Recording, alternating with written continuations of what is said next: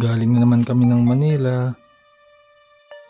Bumili tayo ng booster bundle. Open tayo ng isang pack. Bali doon, naglaro din tayo ng Pokemon Go. Kaya nakakuha tayo ng Groudon, nakatatlo. Tapos last week, nakakuha din naman tayo ng Kyogre. Tatlo din. Okay na yun. Dito kasi sa Cavite, hirap makahanap ng kasama sa raid.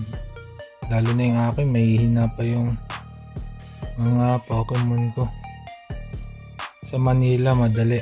Yun nga lang, lunchtime. Mahirap makakuha din ng regular hours. Lunchtime, mas marami. Siguro pastime din nila habang kumakain. Bago yun, ito muna. Balik sa dati.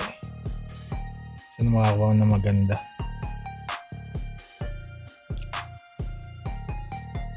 Kasi parang lahat ito meron na ako eh. Wala pa rin. Yan, meron yan. Good.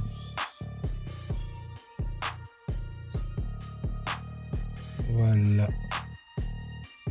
No IR, no SIR. Hollow.